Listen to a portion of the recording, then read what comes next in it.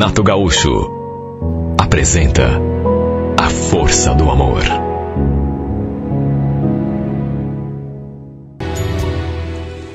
Meu pai nunca foi um homem rico. Pelo contrário, eu lembro de termos passado dificuldades quando eu ainda era muito nova. Mas com o tempo, as coisas foram se ajeitando, ele acabou herdando umas terras do meu avô.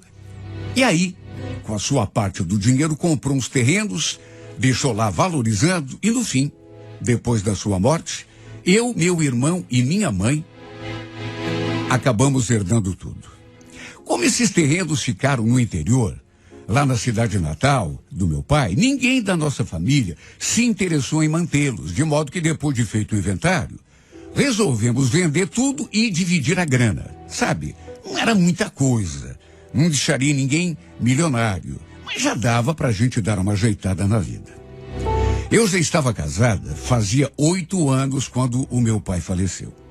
Já tínhamos, inclusive, uma filha pequena e desde o começo, desde quando pintou a oportunidade de receber esse dinheiro da herança, a minha ideia era botar tudo no banco, deixar o dinheiro rendendo, valorizando, para que quando minha filha ficasse na idade certa, eu pudesse passar tudo pro nome dela, quer dizer, dela e dos outros filhos, caso eu ainda viesse a engravidar. Eu queria garantir o futuro da minha filha. O que eu pensei?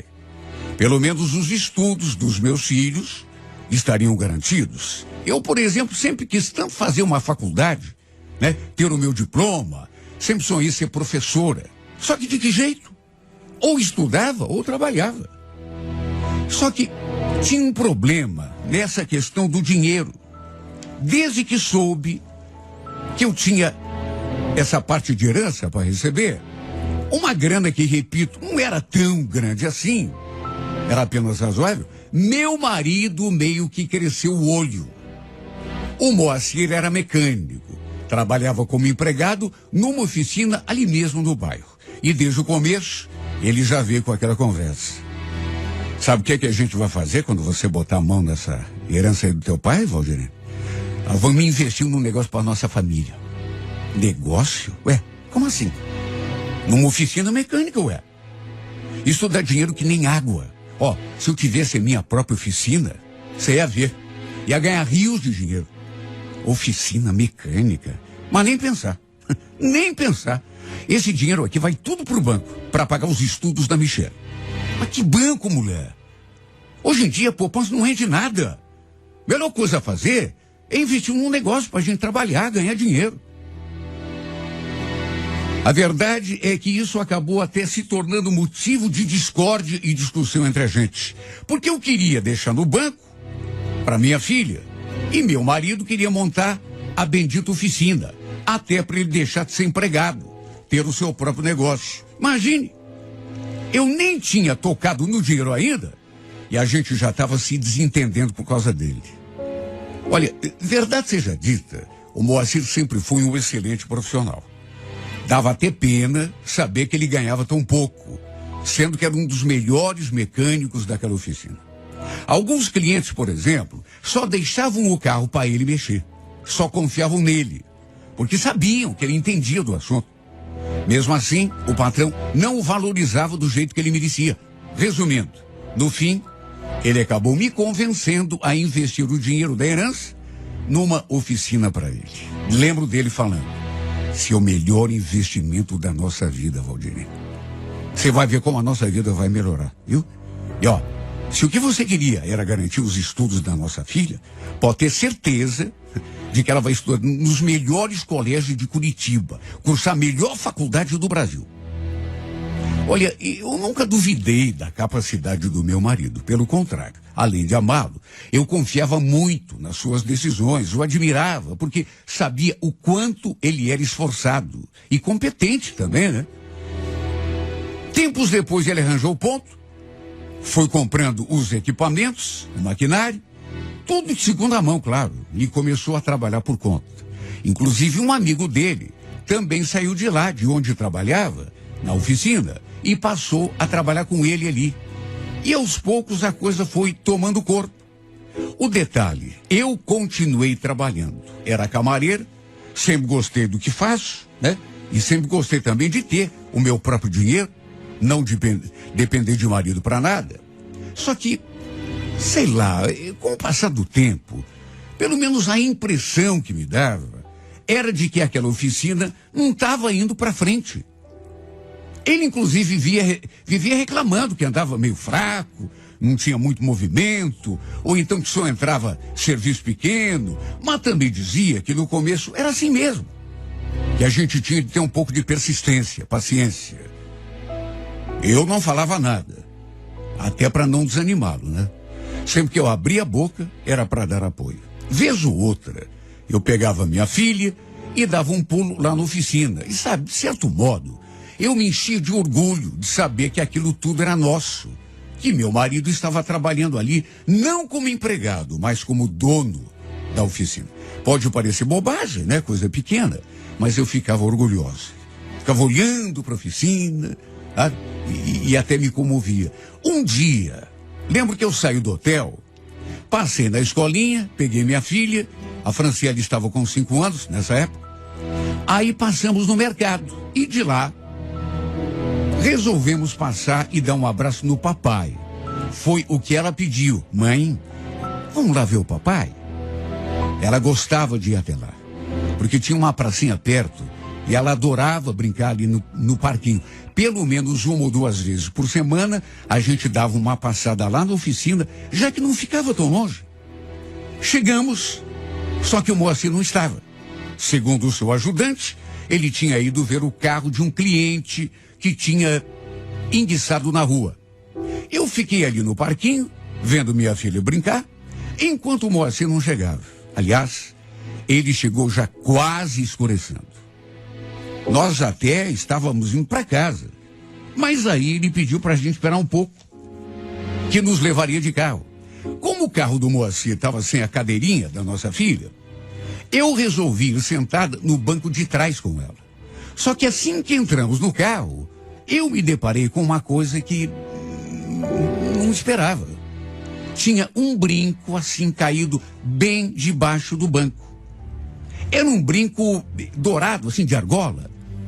Eu me abaixei, peguei aquele brinco na mão, fiquei olhando para ele e me perguntando, de quem que é isso? Quem teria deixado aquele brinco ali debaixo do banco do carro do meu marido? Quer dizer, carro dele, vírgula, né? Carro nosso. Só que meu não era, até porque eu sempre usei brinco discreto, assim, pequeno, desses de bolinha. Lembro que perguntei para ele, ô Moacir, você andou carregando alguma mulher aqui no nosso carro? Quem, eu? Rapaz, claro que não. Por quê? Porque eu achei esse brinco aqui debaixo do banco. Ó. Por acaso você sabe de quem é? Juro. Não perguntei aquilo em tom de acusação. Mesmo porque, até aquele momento, não estava pensando em nenhum tipo de bobagem, sabe? Desconfiada de nada. Perguntei assim na boa. Ele virou assim para trás, deu uma olhada e falou que não sabia. Jurou que nenhuma mulher tinha entrado ali naquele carro. Até que acrescentou, só se o Adriano deu carona para alguém, porque eu emprestei o carro hoje cedo para ele. Numa dessas, juro, não fiquei desconfiado. Chegamos em casa e, como ele ainda iria voltar para a oficina, pediu para eu deixar o brinco ali no carro, porque queria ver lá com o seu ajudante se ele sabia de quem era. Ele tinha emprestado o carro de manhã com o ajudante e, quem sabe, numa dessas, o ajudante tivesse levado alguma mulher, uma namorada, sei lá. E ficou nisso. O episódio acabou caindo no esquecimento. Até que, perto de completar 1 ano e meio, que meu marido tinha aberto aquela oficina, eu comecei a querer saber um pouco mais do negócio. Porque, sei lá, parecia que não engrenava. Podia ser impressão minha, mas eu acho que ele ganhava mais dinheiro quando trabalhava de empregado do que agora. Volta e meia, inclusive, eu tinha de arcar com uma ou outra conta que ele não conseguia pagar. E o detalhe é que sempre que eu ia à oficina, tinha 2 ou 3 carros de cliente para fazer algum serviço. Ou seja, o dinheiro estava entrando. Então eu comecei a questioná-lo. Só que como não entendia do negócio, ficava boiando quando ele falava alguma coisa. Um dia dei uma passada no fim de tarde com a minha filha, na oficina, e me deparei com uma situação estranha. Tinha uma geladeira, um fogão de 6 bocas, um micro-ondas, uma máquina de lavar roupa e uma televisão. Dessas que acessam a internet e tudo. Estava tudo ali, num canto da oficina. Eu naturalmente perguntei de quem era aquilo tudo, né? Até imaginei que pudesse ser do ajudante dele. Mas aí meu marido falou, isso é nosso, Valdir. Tinha um cliente para quem eu fiz um serviço que estava me devendo fazia tempo. E como ele não tinha grana, acabou me dando isso aí, né? Para quitar dívida. Mas o que a gente vai fazer com isso, Moacir? A gente já tem tudo lá em casa, graças a Deus, né? Não cabe mais nada. Pois é, eu sei. Sei lá, vou ver se vendo, não sei. Eu sugeri que ele deixasse alguma coisa ali mesmo na oficina, a geladeira, por exemplo, o fogão, né? O micro-ondas, até para eles poderem ter água gelada, ou mesmo preparar alguma coisa, se desse fome. Só que não sei, podia ser impressão minha, mas o Moacir estava estranho. Parecia aborrecido com alguma coisa. A expressão dele não estava boa. Até lá em casa, depois que chegou, ele não estava muito para conversa. E quando perguntei se ele andava preocupado com alguma coisa, ele falou que não era nada, era só questão da oficina mesmo. Lembro que eu estava lidando com o jantar, quando de repente escutei alguém batendo palmas lá fora. Escutei o barulho da porta, então até pensei que o Moacir tivesse ido lá, ver quem estava no portão, só que de repente, sei lá, eu comecei a escutar assim umas vozes alteradas, uma gritaria. Não quero saber, Moacir. Eu quero as minhas coisas de volta, aquele meu. Eu me aproximei assim da janela, depois de baixar o fogo lá da comida. E da janela da sala estava uma frestinha aberta, eu abri um pouco mais. E vi que tinha uma mulher e um rapaz no portão. Os dois do lado de fora. E aquela mulher discutindo com o meu marido, querendo saber das coisas dela. Lembro que o Moacir deu uma olhada assim para trás, para ver. E realmente, eu estava, nessas alturas, já estava na porta. Até para saber o que estava acontecendo. Eu percebi que ele fez assim um sinal para aquela mulher, baixar a voz, ou quem sabe até ficar quieta. Mas ela não se deu por achada. Não vou ficar quieta não, viu? E se a tua mulher escutar, azar o teu. Cadê minha geladeira? Cadê meu fogão? Eu quero as minhas coisas, Moacir, e quero agora. Eu escutei aquilo e gelei. O que estava acontecendo ali, afinal? Quem era aquela criatura que estava berrando daquele jeito, exigindo suas coisas? Quando ela falou em geladeira e fogão, claro que imediatamente eu lembrei daquelas tralhas que estavam lá na oficina. Só que meu marido, em vez de dizer alguma coisa ou responder, ele só ficava ali gesticulando, mas não abria a boca. Eu então me aproximei e no que bati os olhos, assim, mais de perto, naquela mulher, tive um sobressalto. Eu vi que ele estava usando um brinco de argola, muito parecido com aquele que tinha debaixo do banco do nosso carro naquele dia. Isso já fazia meses, mas eu lembrei na mesma hora. Olha, eu podia jurar que era o mesmo brinco. Se não fosse o mesmo, era muito, mas muito parecido. Perguntei: o que você está gritando com meu marido? A mulher olhou assim para mim, sabe? Com aquela cara de brava. E retrucou: meu assunto é com o Moacir, viu? Não é com você, não. Ela falou aquilo e apontou o dedo pro meu marido como se eu nem estivesse ali. Ou você me dá as minhas coisas, Moacir, e eu quero agora, ou eu conto tudo para tua mulher. Não é porque você me deu que agora tem o direito de me tirar tudo de volta, viu? Aí eu fiquei em pânico, já antevendo o que estava rolando ali. Porque, por mais boba que eu fosse, chega numa hora que a pessoa se dá conta. Moacir, do que essa mulher está falando, Moacir? Ele não falava. Ele não dizia uma palavra. Estava simplesmente apavorado. É claro que nessas alturas, minha ficha já tinha caído. Primeiro, que ela só podia estar falando daquelas coisas que estavam lá na oficina. Geladeira, fogão, micro-ondas, máquina de lavar roupa, televisão. Sabe, por mais que meu marido permanecesse ali com aquela cara de bobo em silêncio, eu seria muito idiota se não entendesse o que estava acontecendo. Aquela mulher devia ser amante dele. E aquelas coisas tinham sido presentes que ele deu para ela. Só que aí, por algum motivo que eu não sabia, ou por outro, ele foi até lá e tomou tudo dela de volta. Repito, o motivo eu não sabia. Ela era amante dele. Estava mais do que na cara. E ainda tinha aquele detalhe do brinco.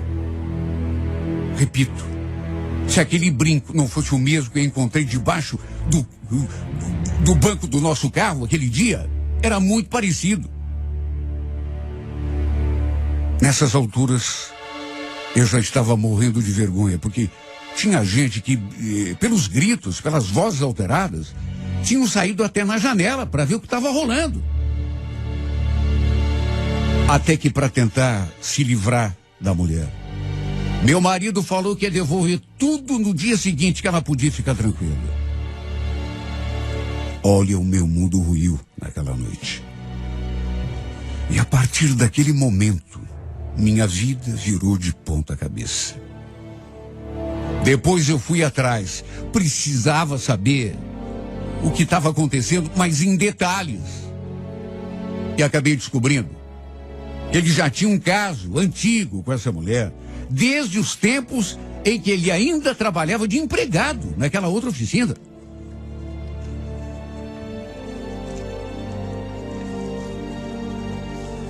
E o detalhe, ele tinha usado do dinheiro da minha herança, um dinheiro que eu botei na sua mão para ele investir naquela maldita oficina para montar casa para amante. Sim, porque antes nem casa ela tinha. Ele comprou tudo. Bancou tudo com o meu dinheiro. O dinheiro da herança do meu pai. Aliás, um dinheiro que desde o começo eu tinha decidido que ia guardar para nossa filha. Meu Deus, como ele pôde fazer isso? Sem contar que continuou sustentando a desgraçada com o dinheiro que ganhava na oficina. Por isso os negócios andavam mal. Por isso que ele vivia naquela dureza. Sustentando 2 casas. Ele deixava de pôr na nossa mesa para alimentar a amante. Não que a gente passasse fome, mas ele não podia ter feito isso. Quantas vezes nossa filha pediu um iogurte ou não sei o quê, e eu falei que estava sem dinheiro. Para nossa filha, ele não tinha. Agora, para a amante, usou a minha herança para mobiliar a casa daquela infeliz. E ainda continuou bancando a mulher. Só que aí terminaram o caso, ela deve ter metido o pé na bunda dele, com certeza, e ele, despeitado, resolveu tomar tudo dela. A mobília da casa que tinha lhe dado de presente com o meu dinheiro. Olha que desilusão. Foi a pior desilusão da minha vida e não creio que venha ter outra para se comparar com essa. Porque mais do que isso, eu acredito que não seja possível uma pessoa passar. Que decepção. E logo com quem? Logo com o homem que eu escolhi para ser meu marido, pai da minha família. Que em vez de cuidar da família, cuidava isso sim da amante. E não com o dinheiro dele, mas com o meu. Sabe o que é que eu me pergunto? Será que não tem homem que preste nessa vida? Será que não dá para confiar em ninguém? Meu Deus, eu dei minha vida, dei meu mundo para esse homem. Meus melhores anos. tudo do lado dele, parceira, para o que desse e viesse. E ele me faz uma palhaçada dessas. Devolve em forma de mentira, de traição, tudo aquilo de bom que eu fiz para ele, para nossa família. Tem horas que eu acho que não vou conseguir nem me levantar do chão, viu? Por isso que eu me pergunto, às vezes, será que algum dia, meu Deus, eu vou me erguer dessa rasteira? Porque tem horas que eu me sinto tão cansada e tão decepcionada que eu penso que eu vou ficar sempre, eternamente no chão, para nunca mais levantar. Será que um dia vou me recuperar? Vou recuperar a confiança nas pessoas? Não posso ficar amarga pro resto da vida, até porque tenho uma filha. Por isso me pergunto sem parar, será que me levanto ainda dessa, meu Deus? Será que um dia eu ainda vou conseguir confiar em alguém?